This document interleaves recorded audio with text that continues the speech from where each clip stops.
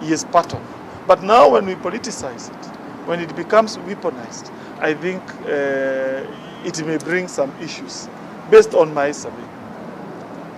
The other issue is the whole idea of use of provincial administration in this BBI process. We respect provincial administration. They assist the government in delivering key matters of government at the grassroots level. But on the other hand, if you have a problem with your health, you go to a doctor, not to a lawyer. If you have a court case, you don't go to an architect, you go to a lawyer.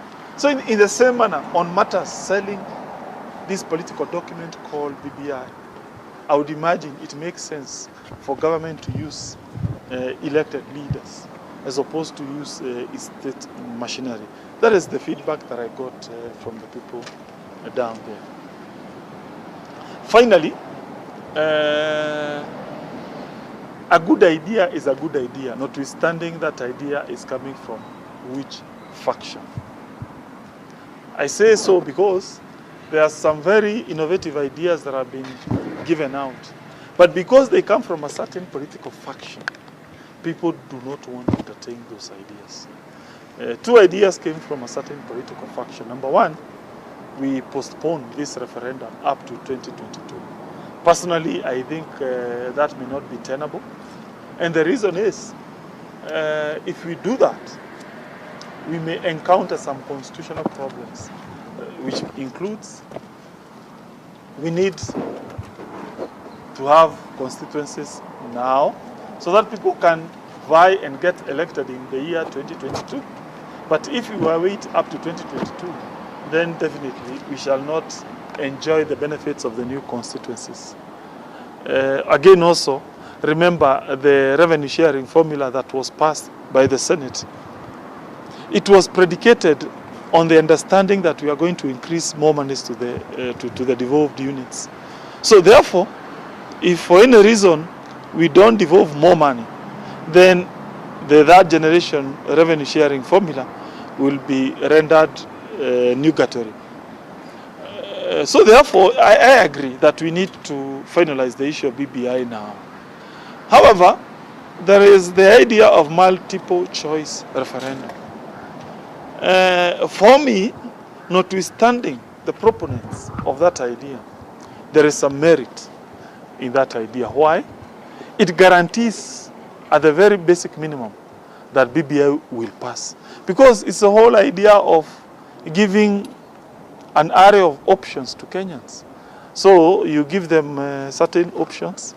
If this option is good, they pass it. If this one is bad, they don't. So at the basic minimum, you will find some clauses will have been embedded in the Constitution, as opposed to voting yes and no, where you run the risk of the entire document getting lost.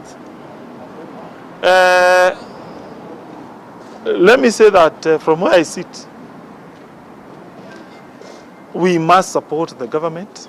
We must ensure the good work that His Excellency Uhuru Kenyatta is doing is finalized.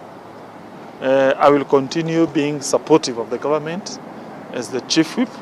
But on the other hand, I strongly believe it is important that we report the truth. I saw the governors of Mount Kenya region trying to downplay this issue. I saw other members of parliament, like my friend from Nyeri, Mheshimiwa Mbogo. Now, instead of listening to my message, he started killing the messenger. He is now becoming personal, as opposed to looking at the issues which I have raised. These issues have been raised in good faith. There is no malafide. They are all intended to ensure this government succeeds. But please, it is important as leaders to be candid and frank, particularly on matters constitution, because they help this country. This process is important, not only for me, but for the Kenyans, for our children, and for this government which we endeavor to serve. Thank you.